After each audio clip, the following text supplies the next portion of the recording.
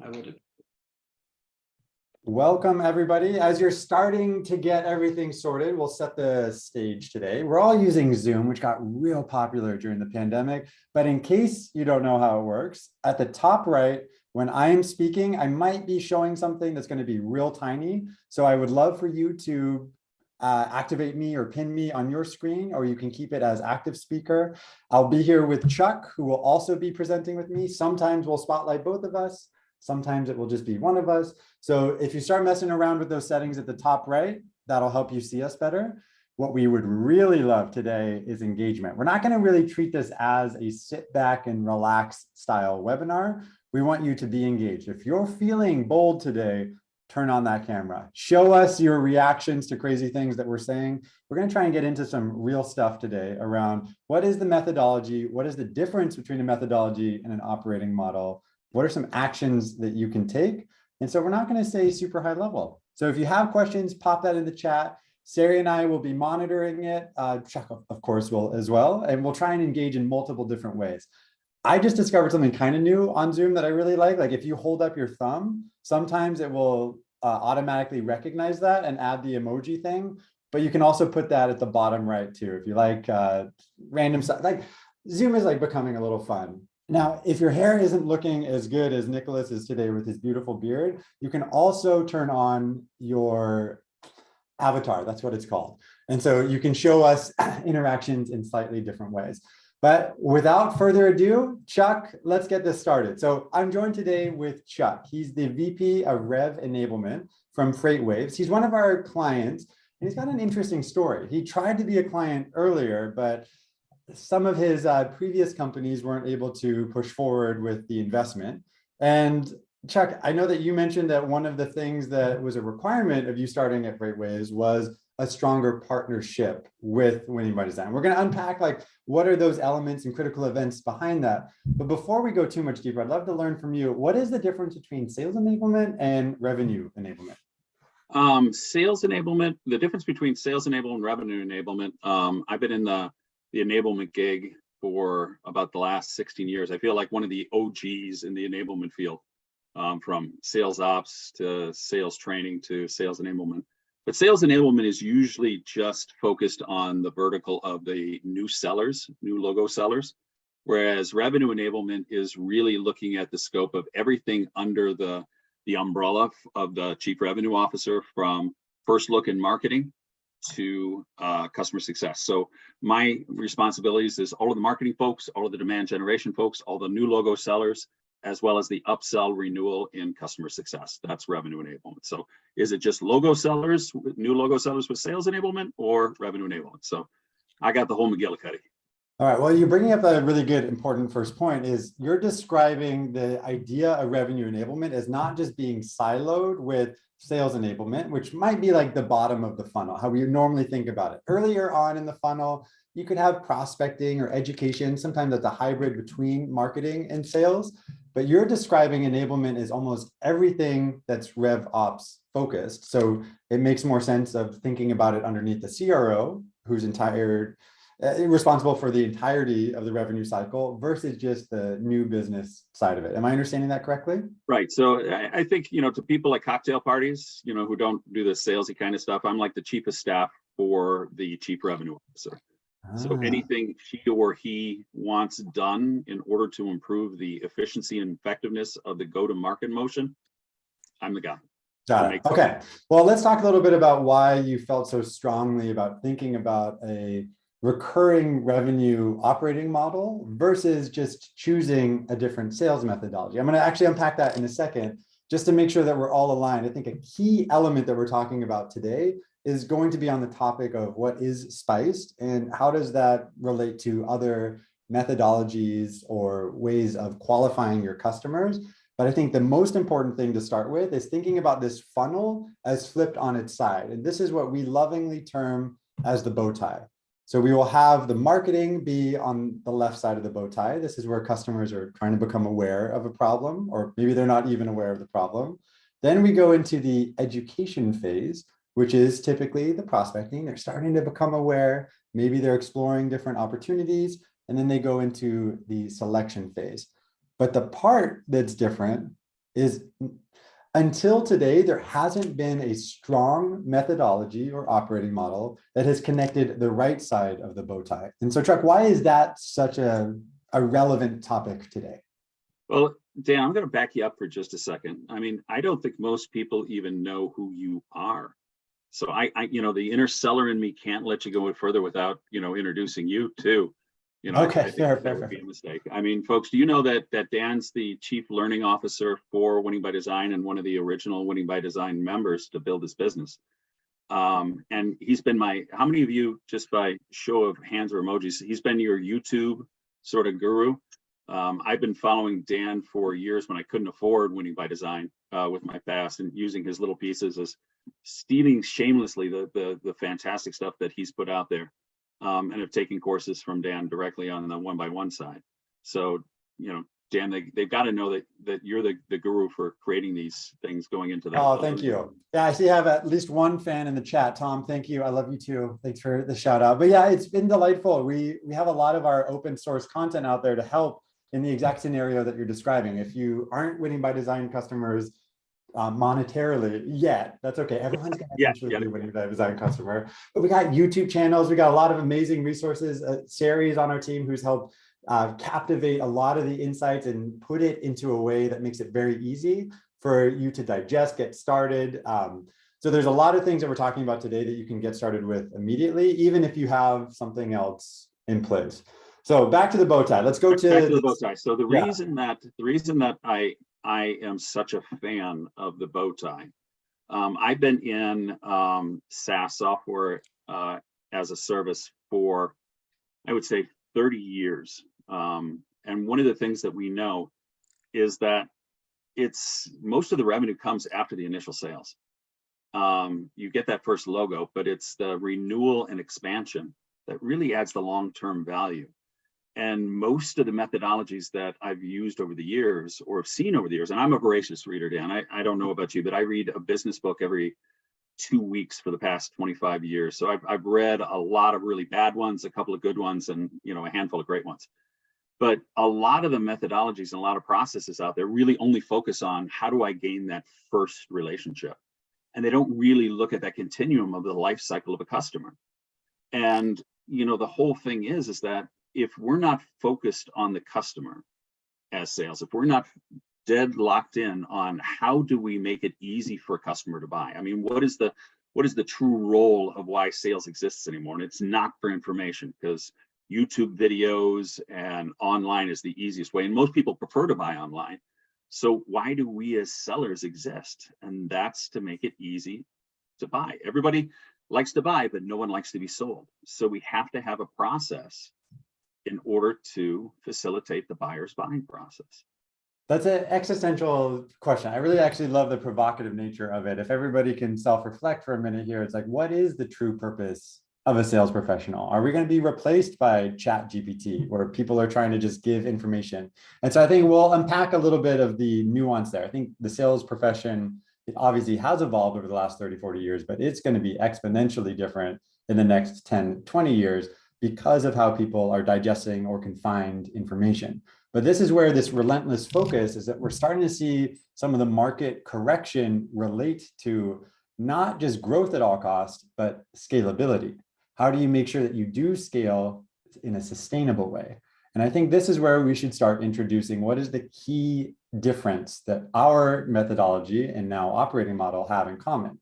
We call it an operating model because it's the first one that connects many different stages of how you think about your entire revenue journey across the entire company. So making sure marketing speaks the same language as sales, speaks the same language as customer success or account management. And this idea creates a closed loop system, because now when customer success or account managers uncover a potential for upsell or cross-sell or even resell, which we define as when a new executive starts at a business and maybe they're familiar with a competitor and they're like, contract's coming up, I like those people better. It's a much different experience. Now, if we're all speaking the same language, we focus on something that we lovingly work into our entire SPICE framework, but it's all about the impact. It doesn't matter if you can solve something in the short term. recurring revenue comes from recurring impact. This is the core element of the SPICE framework. And we want to unpack that today as being something that other methodologies may touch on it, but ours is firmly rooted in it because it puts the customer in front of your mind at first. Actually, Chuck, have I ever mentioned to you about the treasure map analogy? I've heard you say it, but I haven't focused much on it. So why don't you go into it a bit? Let's describe like what we mean. And here's the power of impact is a silly analogy. So I got toddlers at home. They're like in their pirate phase right now. And if you think about the Swiss Family Robinson or how everybody thinks about like the pirates finding the treasure, it's always X on the map. And salespeople think about the X on the map as well. They start off over here and they're like, I found the treasure. But the treasure is never just the X on the map. So I'll come to you, Chuck. Where is the treasure? Well, the treasure is along the way. You know, I like it. That was a thoughtful question. That's the right answer to a different question. I'm trying to get to the point like that. The X on the map shows you where you have to walk, but what do you need to get to the treasure from the X on the map? Well, you need a route, you need a process or a program kind of piece. Got it. So you need to make sure that you know how to get there. And so you're describing like, oh, there's a journey to find it. There's all those like pitfalls that you have to overcome along the way. So I see the analogy that you're building to. What I'm digging for, pun intended, is that the treasure is always buried 6 feet, 10 feet deep. You never find the treasure chest just on top of the sand, be like, hey, there. And this is what happens to salespeople all the time. We go and we talk to a customer and we're like, hey, what's your biggest pain? And they're like, oh, I'm struggling with blank.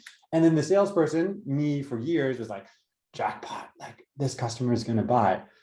But really why they buy is not to solve a pain. It's to get to the core business challenge or the impact, something that will provide a lot of value to them. And value being is something that like, oh, I believe this is going to work, but impact is it worked. Like this is happening. And so recurring revenue coming from recurring impact is this idea that the pain is kind of like the X on the map. The situation might be like the route to get there. Like, oh, I need to go to this route. I need to invest in this type of thing, but I always need to go deeper. And the impact is something that we need to encourage everybody in our revenue org to focus on, especially in these challenging economic times. It's not enough just to solve a pain or to uncover a pain. You got to start digging. You start to go down in there. Does that analogy resonate with you, Chuck? It resonates with me, but I think there's a hidden power that you're leaving. You're leaving part of the treasure in the sand, Dan.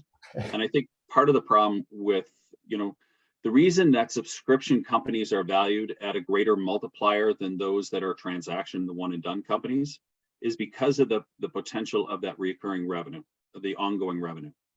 And one of the bane of existence of subscription companies is churn, meaning they buy it, they don't use it, they don't understand it, so they end after the first year.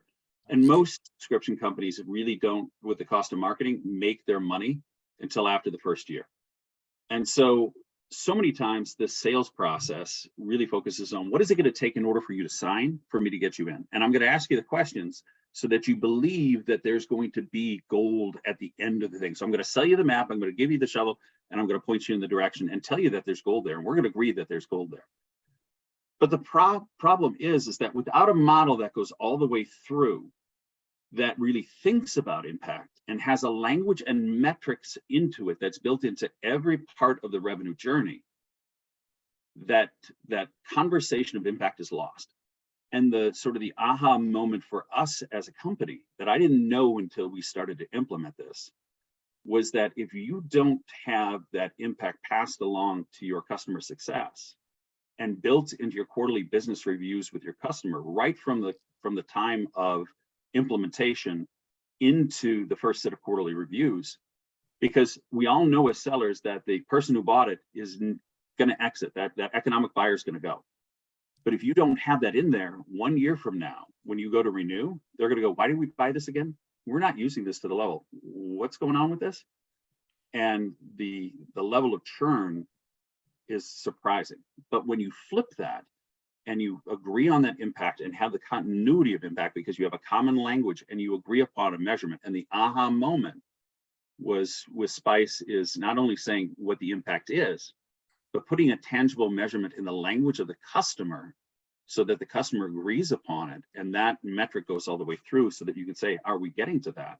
And even if you don't, that they agree that they have a responsibility in getting to it, change the dynamic of the whole churn process. Yeah. I think you're bringing up something very fundamental to how businesses used to be run versus how they're being run now. And so I really like that mindset shift, because salespeople are compensated when they close a business. It's focused on behavior that gets them a new business deal. But if they turn out to be not a good fit, the drama that you're describing is that they might churn within a year. Like we take a year to even like break even on the cost of acquiring that customer. But even worse than that, like that's the break even. Like we need to make money as a business. And so typically if we start thinking about how do we keep our customers happy, thriving for 3, 5, 7+ years, that's where our business can actually become sustainable and scalable. So let's go into like a real example about how this works. Now, you described the unique challenges that you have at FreightWaves. So let's break down what is the consistent customer journey going through the SPICED framework. So what is the situation that, maybe think of a particular customer that they found themselves in that led to the pain? What was their situation? Well, let me back up, because most people don't even know what, when I say freight waves, they're like, okay, I know what a freight is, I know what a wave is, but when you make a wave motion to freight, that just sounds scary. The best way to describe, we're like the Michael Bloomberg's organization for the supply chain. We're a media company on one side and a software as a service or data as a service company that provides the insights into everything that moves by road, rail, or ship to large retailers or trucking or brokerage services. So we're real-time insight in what's going into the supply chain. So our customers that we're reaching out to and that we're trying to work with are, you know, the Fortune 100, the Targets, the Walmarts, the Unilevers, the Halliburtons of the world, and the JB Hunts, the USX railroads, the Mastics, the shipping companies, big shipping companies around the globe. So the situation that, and by the way, we're doing something that nobody else is doing. I spent 20 years working for ADP, the payroll company.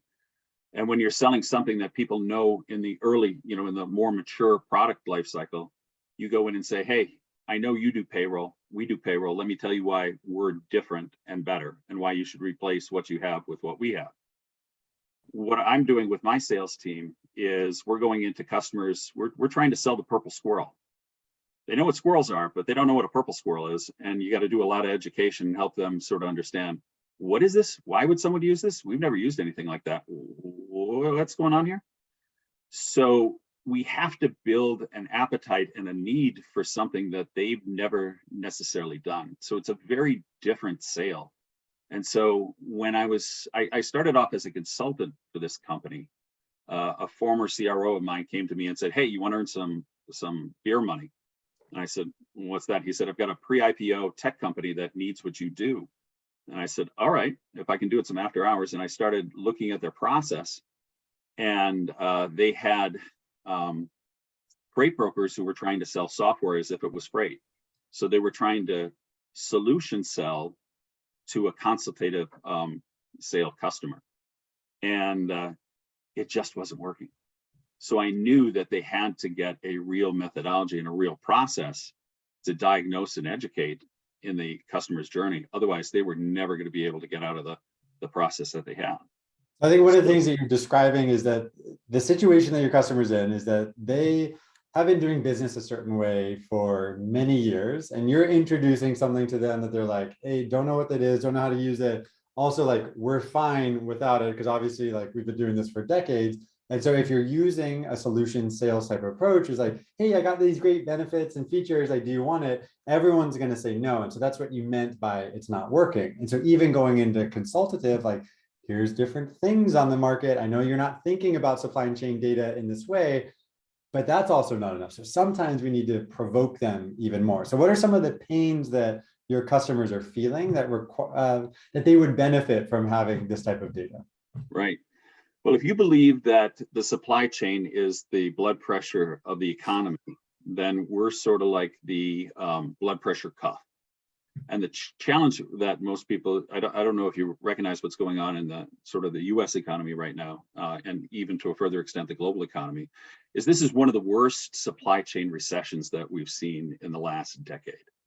Meaning the price to move things, there is a glut in capability and capacity, and consumers are not buying as much. So if you've looked at any of the big companies out there, you probably see that all the way across the board. Target, Walmart, anybody is down in their overall production. So demand for stuff to be moved is down.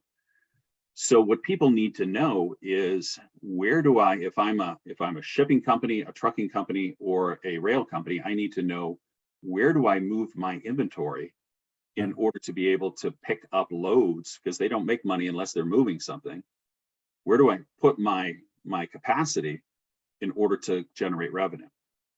So let's talk about that for a second, because you're starting to unpack now the relationship between pain and impact. And I think this is one of the beauties of SPICED, is that you can build on it just like we would be doing during a discovery call. But the impact that you're bringing up is typically in terms, like, there's two types of rational impact.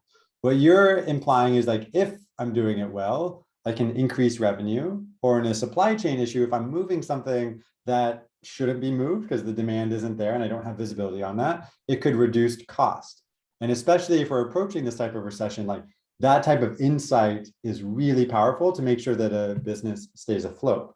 But then there's that third element of impact, which can really try and unite somebody to think about a purple squirrel in a different way. What's that third type of impact that your customers are feeling?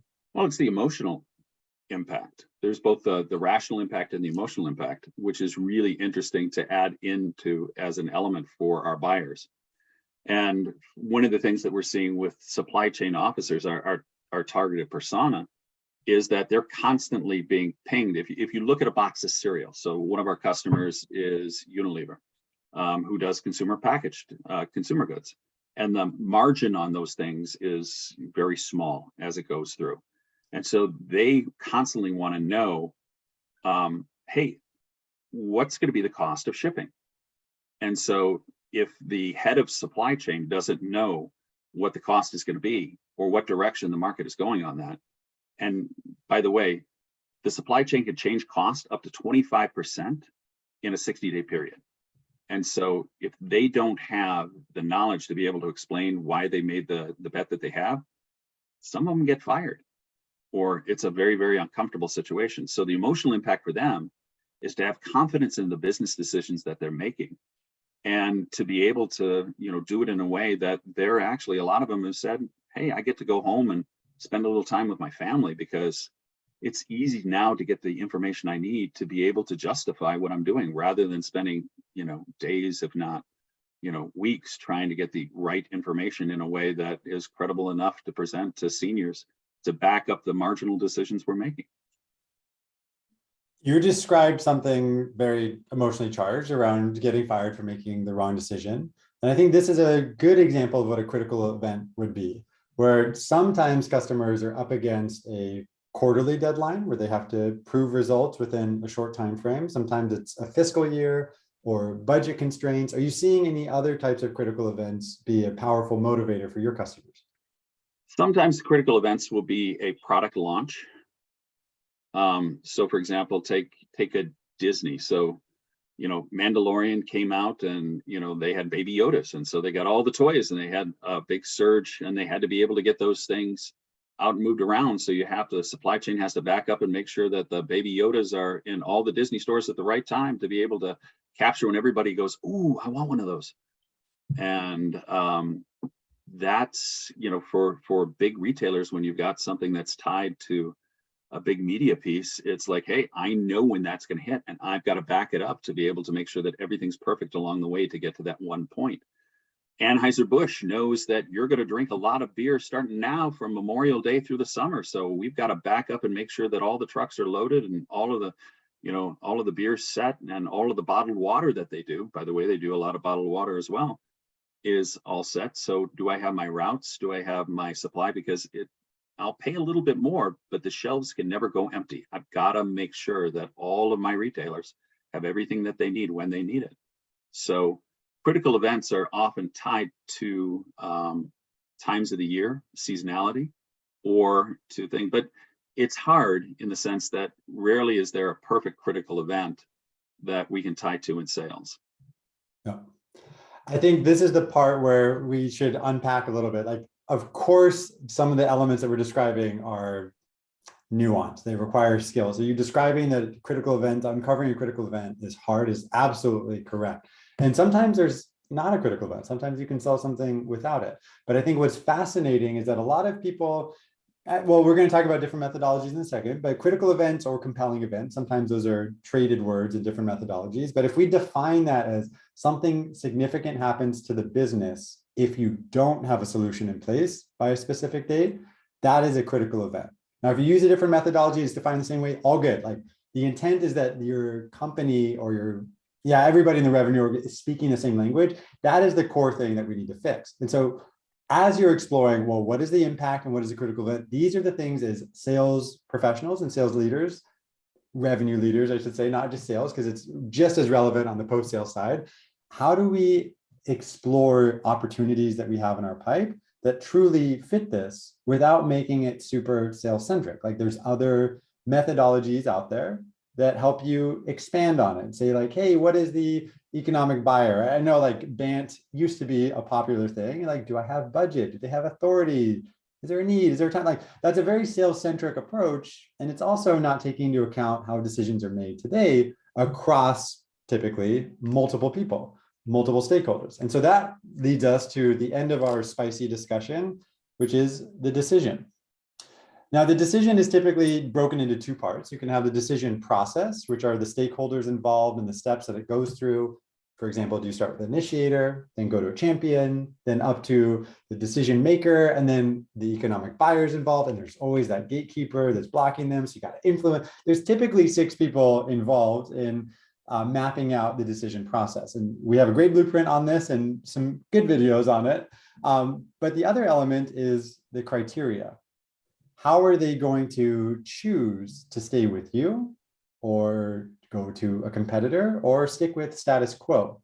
And I know that, Chuck, you and I have had some solid conversations influenced by Matt Dixon's new book, The Jolt Effect, and how people are thinking about the decision criteria is even more nuanced today, where people are worried about the fear of messing up. How have you seen SPICED help navigate some of those challenging customer discussions so that your sales professionals that are working on new business, your account managers that are retaining or upselling business, how do you help them overcome some of that FOMO, fear of messing up, indecision? I think part of it is, the SPICE methodology allows me to ask the questions within a process in order to listen for that indecision as I'm going through each stage of the sales process. And start to build in, how do we gather the criteria? So when, you say BANT, MEDPIC, MEDIC, all of those other pieces are really deal qualification processes. They're not really a methodology. I put them in deal qualification processes as a sales enablement professional versus a methodology of what is the language of a process with metrics on it, in order to be able to see if I'm healthy at each stage of the process as it goes from marketing to sales to customer success. And that's how I separate out the two. But when you say criteria, and this is one of the things that I've become a believer in, I wish that someone would have taught me early on in my sales career, because I screwed this up and lost many a deal before I had the aha moment and thumped myself on the head with it. Is criteria is 2 things. It's what do I want, the item, and who do I want it from, the provider. And just because you set the appetite for the item, you get somebody hungry for Italian food does not mean that they're coming to your restaurant. It just means they want Italian food. And so, what I love about the methodology here is we now have a common language to build in that nuance piece and to start saying, hey, did you make sure that they want to come to us for Italian or for us for this specific thing? Or did you just create a real appetite that they need to address and they're going to go to some other data provider? So the decision process and listening to them, or can they even make a decision? I mean, how many of you out there who have been sellers have had somebody who's just they've been your best friend on the phone, and they've been telling you information all along, and they keep going along, and then all of a sudden you get to the point of like, okay, so let's talk to your boss. Let's get this contract together. And they're like, yeah, I'll get back to you. And then you swear to God that they all of a sudden have gone to the hospital, have fallen off the face of the earth because they no longer exist. Well, they can't make a decision. They can't take it to the person who makes a decision. And we had happy ears all the way along and didn't listen to the language that they were telling us, or they avoided the hard questions in order to be able to figure out, were they bringing in other people? And we were so single siloed with that one individual. So what I love about how we've implemented this, and part of the methodology, is not only having the acronym, but also using it as both a process for qualifying the deal, like a MEDPIC, but also as a process to say, are we building these things collectively over time in order to ensure we have all of the information to help the buyer buy the way that they want to buy? I like how you're describing it. I feel like when you were mentioning that situation, it's like we're very stuck into the pain, like choosing Italian food, like, yes, they still really want it. But if they're not able to articulate what is the impact, that means we might be talking to the wrong person. I think that is the element that is so beautiful about SPICED, is that there's many different tiers of application. On a surface level, we just talked through some of the definitions, some ways to find it. The words that you chose we're not asking the difficult questions. So let's talk about what that would be like. Situational questions or close-ended questions. Do you want Italian food was the first one. It's like yes or no questions or fact-based questions. Do you have software today that helps you visualize your supply chain data? Yes or no. If they say no, it's like, well, what challenges do you have with making sure that all those cute little baby Yodas that you ordered get to the stores on time? No, that would be really bad. How bad? And then we can ask the impact question. So if everybody wants to get started with this right now, the easiest way to start asking an impact question is literally use the word impact in it. But don't make all your impact questions say that, because then you start sounding like a salesperson, which nobody wants to do. So impact is a really powerful way of doing it. So Nicholas, what would be the impact of not getting those baby Yodas to the store on time? And the answer to that is, oh, we would miss out on the upside. Or, oh, that would cost a lot of money to expedite shipping, and that would hurt then our profit margins. Or all of the kids wouldn't be able to get their beautiful little baby Yodas into their whatever. You get where I'm going with that. But the impact question is valuable. Impact, or you could ask effect. What effect would that have? Or the last time you shipped everything to the wrong location, what happened? Did somebody get fired? And then you start going into critical events. Did you have to adjust your budget for next year? Did that slow down the product? So there's a lot of things that are related to the impact and critical event, but those questions are the ones that we need to be asking for. Now, critical event questions are also tough, but here's a couple of quick things there. So I already used the word impact in one question. Actually, if anybody wants to update, like, does anybody have a favorite critical event question that they tend to ask? I always default to one or two, but I'd love for you to add it to the chat, and I'm always looking to get inspired. I don't love asking why questions because it causes people to be defensive. Like, hey, Chuck, why did you make that decision? Or why don't you have visibility into your data? But critical event, if they say, I need this by this date, you need to understand the why behind that date. So for simplicity, I'm going to say, why is that date important to you? How you word that should be slightly different. And then the most powerful question to differentiate between a nice to have and a must have would be, what happens if you miss that date? This is the essential question that so many of us skip over, or we get happy ears. Like you described, my first VP of sales like taught me that phrasing. It's like, I used to be like, oh, I don't have happy ears, but like, I kind of had happy ears. But if you ask this question, that's a differentiator. That makes you be able to defend why you're forecasting it for this quarter or for next quarter. Why is that date important to you? What happens if you miss that date? And then you could ask some other questions around, like, who is involved with that decision? Who would be affected by that date being accomplished, the positive side, or that date being missed? And then this ties you back into the decision process. So the main point is to sell security. Got it. Nicholas, I was like looking, I was like, is anybody adding a critical event question there? Chuck, anything that you would add, impact, critical event, or decision questions that you found really resonate with your customers? I think one of the things that we've learned over time is that just like the decision, there's two parts to it.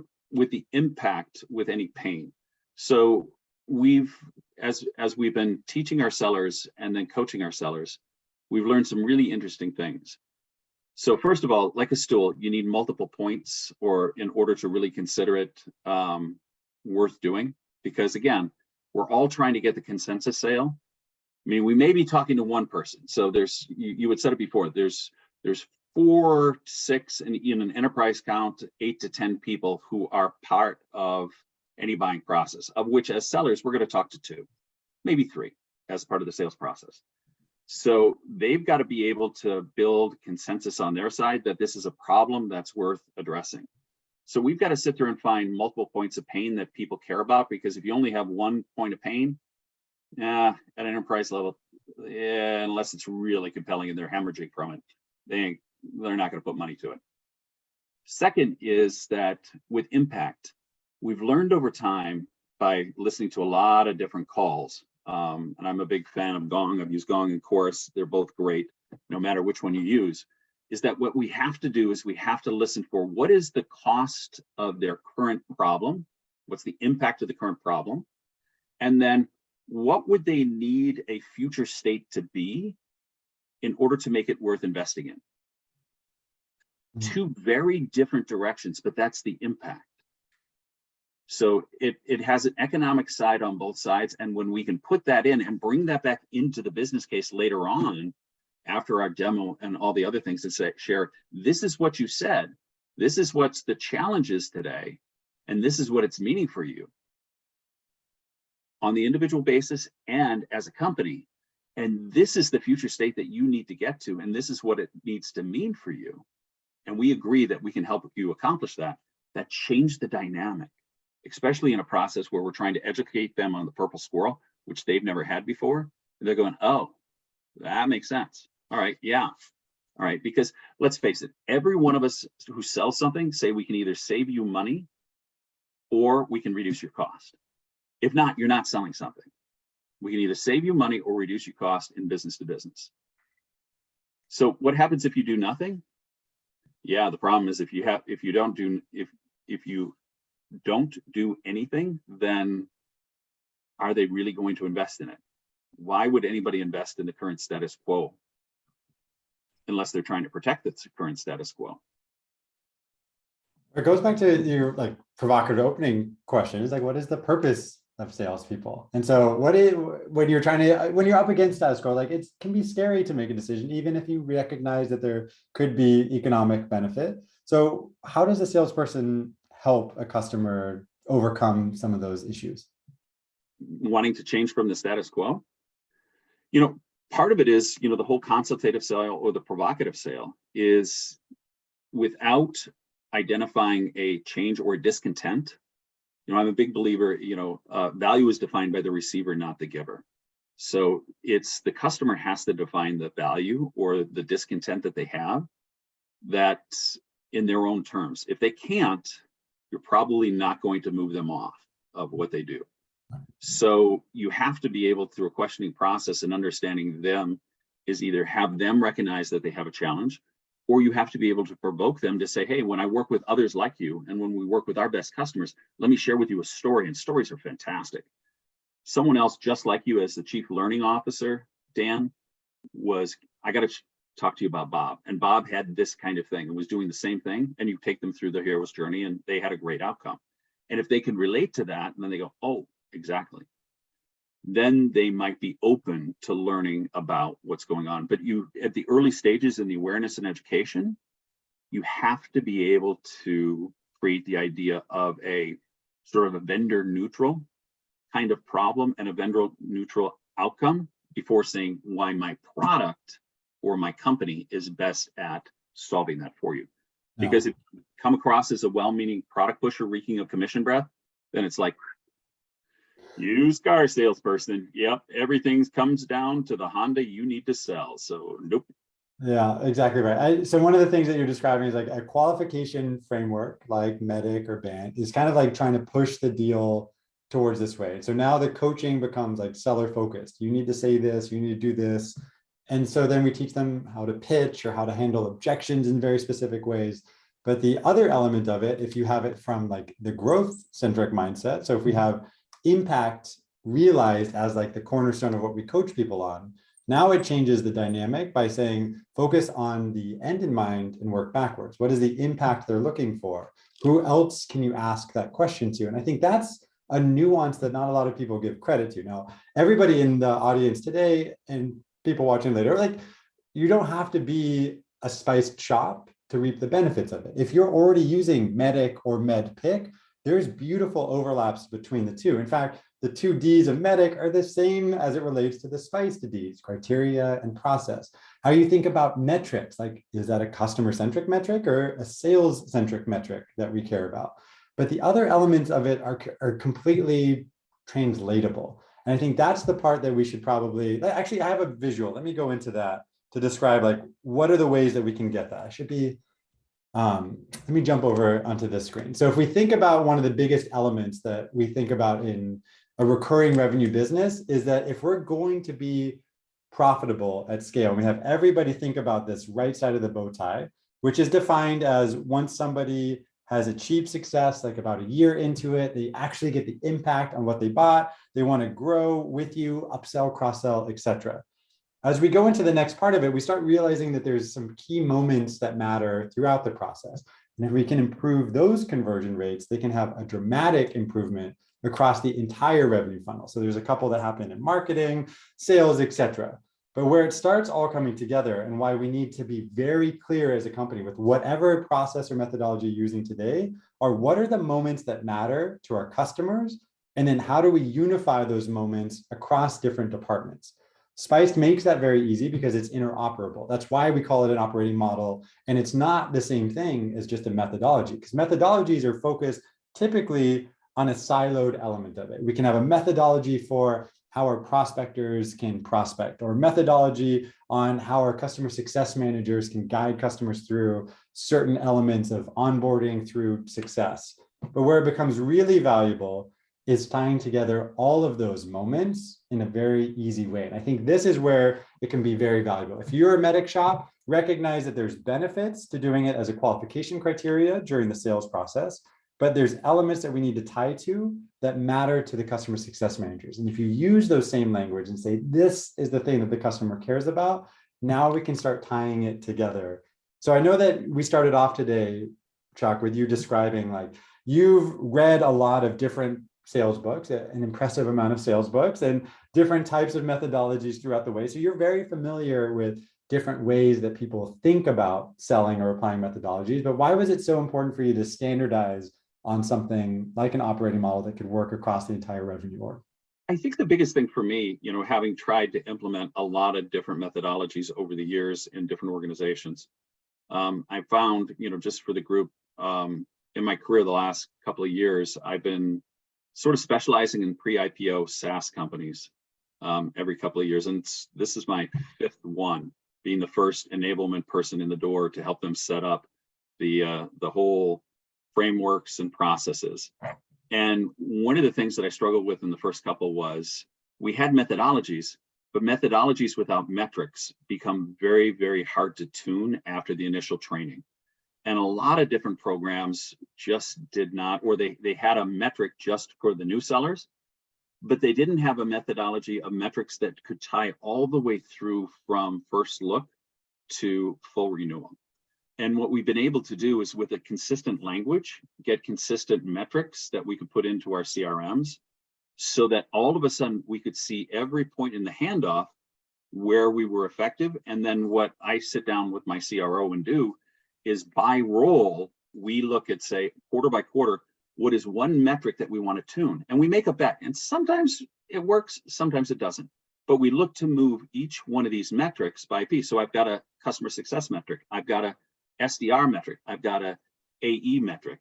And we look at the continuum because they got to go, each feeds the other.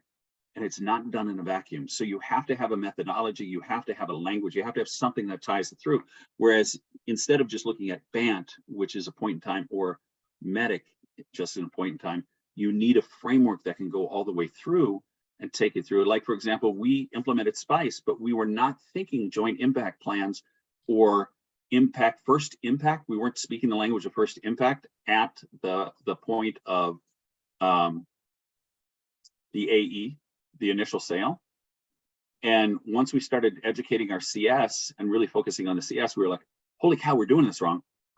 We started putting that back into the language of the initial conversations and making sure we were capturing that and making sure we were having that conversation so that it became smooth with our implementation, or smoother. We're not perfect at it. We're still on the earlier stages of it, and putting it in there so that we could set it up for our customer success to have that quarterly business review to reduce the overall churn.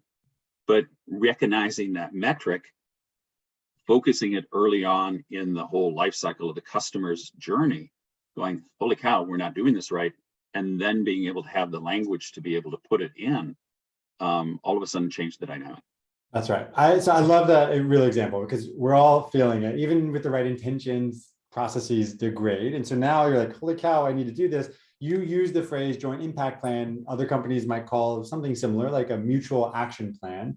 And I know that, well, we referenced Jolt, and I forgot to do my fancy, like, check out the book. But this is a really fun book that describes as a powerful way to overcome indecision is by giving people milestones to hit. So first value can be that first milestone that people understand, like, I might not get everything that I want, but I know at least what to expect. Like, we're currently in a deal right now where we had some pretty tough stakeholders be like, you're promising us ROI, but you're not telling us what the ROI will be. And of course, like in any sales profession, you know, like the answer is it depends. And that's not satisfactory. Like, people want to know what that is. And so the best way to overcome that is what you were describing with the joint impact plan, is say, like, this is what you can expect in 30, 60, 90 days. And here's what you can expect after 1 year. And then you give them a very specific story on somebody like you. This is what they achieved. And this is why we think it's reasonable for you, but here's what we learned. This is what we would do different today than what we did for them, which should have a bigger impact. Now, I can't guarantee that, but even though they had a 9x ROI in 6 months, what it means for you is that if we can achieve XYZ, we can get similar results practically guaranteed. But what it's going to take is, and then as you described, Chuck, I really like that, is like, hey, like, it's cool to know what this is, but it takes work to implement that. You got to get your customer success leader involved. You have a training program, you have a coaching program. Like, there's a lot of steps that need to happen for it to be successful. And if they're just buying something and then a year later they're like, oh, this is shelfware, you're missing the core element of it. Now, what I'm hoping is everyone gets inspired by some of the things that we've described today, because Sherry and D3 on our team have created a really beautiful new course that you can get started with right away. You're like, hey, Dan and Chuck, like, all right, I'm convinced, I get it. Like, we got to focus on impact. If you want to start figuring out what this could mean for your business, you can go to winningbydesign.com/spiced, and it'll take you to this wonderful new course. You might see a couple of videos of me going through this Blackboard, describing it in even more depth. Jocko's on there. There's a lot of really fun things that are going on in that course. And then you can start diving around other elements of our course too. Like, I'll point you to at the top, check this out. If you click on resources, I can't actually click it on this fancy screen that I got, but resources have a lot of our open source content.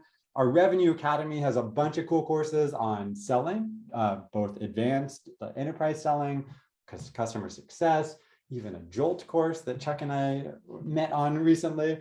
And there's a lot of different ways to get started. So let's open it up now in the last few minutes that we have. Does anybody have questions on how this could apply better to your selling process, or something that you'd like us to go a little bit more in depth on, while we have the, I guess, the framework expert, and then a customer who is more of the application expert and how it relates to different ways of solving a similar problem?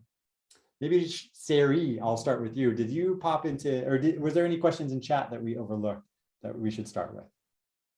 No, none that I haven't answered already, just about resources. Okay, wonderful. Well, Chuck, over to you as we wait for any remaining questions from the audience to come in. What was one of your aha moments that you've had recently that you hope that anybody who's looking to work in Spice, if they're already using Medic, or just thinking about like, hey, we're at that stage now where we need to standardize across the org, what is an aha moment or advice that you have for potential people going on that journey? I think one of the things is with any methodology is make sure that it fits and that it's flexible for your go-to-market motion.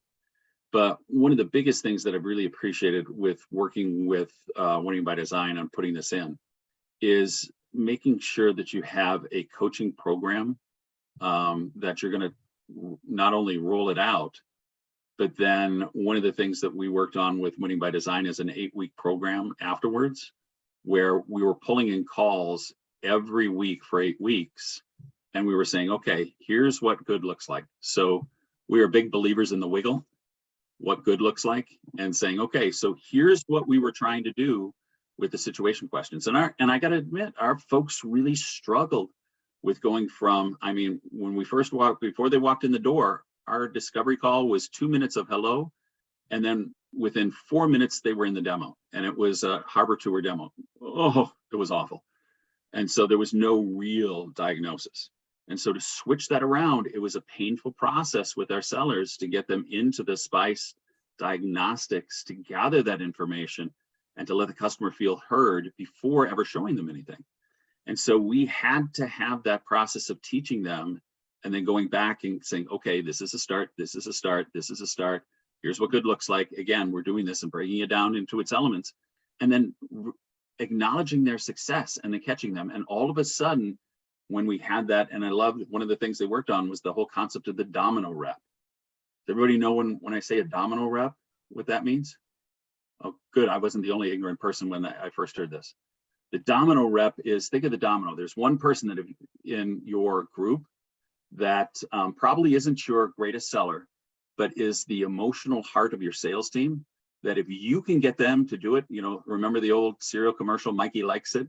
If you can get Mikey to do whatever process it is and be somewhat successful with it, even a little bit, then everybody else is going, well, if Mikey's doing it, I'm going to do it. So if Mikey can ask those questions, I'm going to do it. If Susan can do it, then I can do it.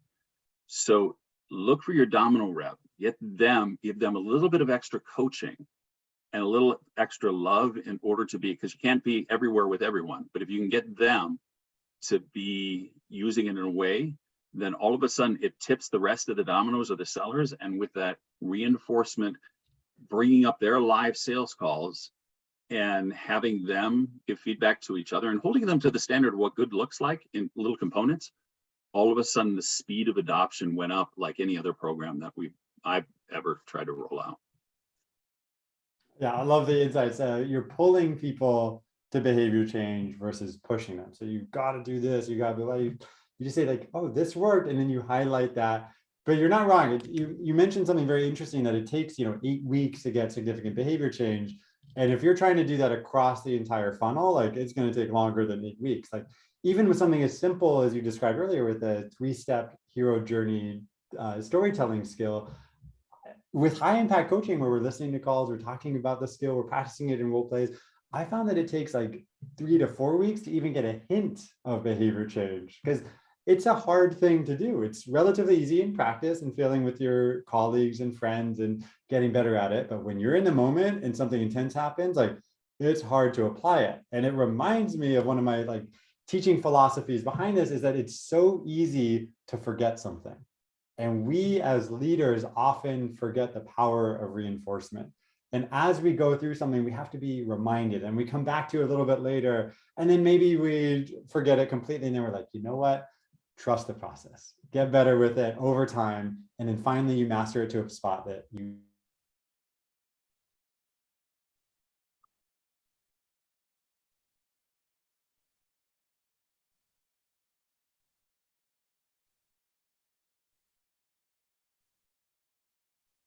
I'm on mute. Thanks, Aaron. I did mute myself by accident. Even pros on Zoom make mistakes. Just kidding. But anyway, let's jump over. We see a chat from Brock coming in. I'd be curious to hear how you think about SPICE being used to help frame the onboarding and everboarding process for clients to maximize TTV and what good looks like. Chuck just hit on some of it.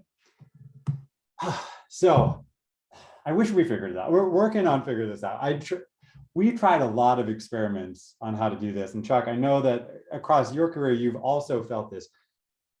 The biggest thing that you can do to get started with, I like how you describe it as an everboarding process, is build in this culture of coaching. If you have a process, everybody can be judged against the process. And typically when things fail, people blame the humans first when really it's a process problem. But if we all start following the same process, we can start iterating faster together and then learn from each other. And then everybody benefits from it. But Chuck, it's a complex question to answer, but what would you say? Well, there's a couple of pieces that I've learned from the school of hard knocks over a period of time is whatever methodology, first of all,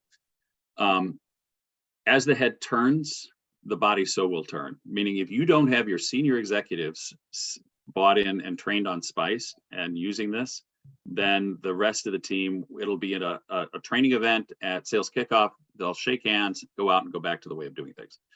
So from my CRO on down, every deal review is judged against SPICE. We speak the SPICE language. Every deal review every week is done in SPICE, saying, okay, what's the situation? What's the pain? What's the impact? Walk me through who the decision makers are in the org model. So every big deal over 50K is SPICed every week. Every week, every month we do call reviews. And part of the call process is we pick a point of the process. It's the discovery call, it's the QBR, it's the something, and we judge it against, again, bringing this back in. And so we built a culture of wiggle to call coaching on something, and the reps love it. We say, okay, what should we do next? Now, again, the CRO and I sit down and say, what is the metric we want to move? The conversion rates from first meeting to second meeting is starting to tank. We got to go back into that. So we'll pull the calls on that, but we're using the language of the methodology again to judge what that good looks like. And we start every call review with just 5 minutes of what good looks like, or we have the domino rep say what the standard is, and we pull in the calls, we play the calls and say, okay, how did this go against what we say we should be doing? And the reps give feedback and judge it themselves. And we go 2 to 3 calls in that. And by having that reinforcement of, hey, this isn't a training event, this is your calls, this is the customer talking, this is the way it's working in the field. What do we need to do better? Now, all of a sudden, they're getting excited for this kind of, hey, this is how people say it and how we make it work. And again, it's more burden on me because I've got to listen to all of these calls and pull 2 or 3 relevant ones that we can use in that training every other week. But that's okay. It has such an impact to be able to move that one metric that we want to focus in on. And they know what that metric is, and we're going to do it, and we're going to do it, and we're going to do it until we get good, and then we're going to move it on. But we've done this for a year, and we did a lot of focus 1 year ago on the first initial call. Well, guess what? 1 year later, we're back to the beginning, and it's, do that dance, 1, 2, 3, 1, 2, 3, 1, 2, 3. It's not just a point in time, but no, you're going to circle back to those elements again because we saw the numbers starting to slip. So we're like, hey, guess what? We're going back. And they're like, oh yeah. So. And then it works and then you get inspired. But closing thought of what you described there, it's like you define the process and then this is what we do. There's no drama behind it. No one's getting called out with call coaching or this is how we break down deals following this process. I thought one thing you were going to say, like the best methodology is the one that actually gets used, but that's the core. You got to define your process and just trust the process. Just stick with it even when things are getting tough. Thank you everybody for joining us today. We'll hang on for a couple minutes to answer any other questions that pop in. Chuck, thank you for joining me and giving me like the real anecdotes behind how a lot of this this operating model can be used across all parts of the business and as you're thinking about growing the business. Wish you all the best. I can be of assistance to you. Find me out on LinkedIn. I'm more than happy to help anybody in our profession. Answer questions all the time. Let me know. And if you got a good process, teach me. I always want to learn. Love it. Thank you. Yeah, we'll follow up with an email and love that you're open to connecting with people on LinkedIn and giving it to them straight. I appreciate it. Bye, everyone.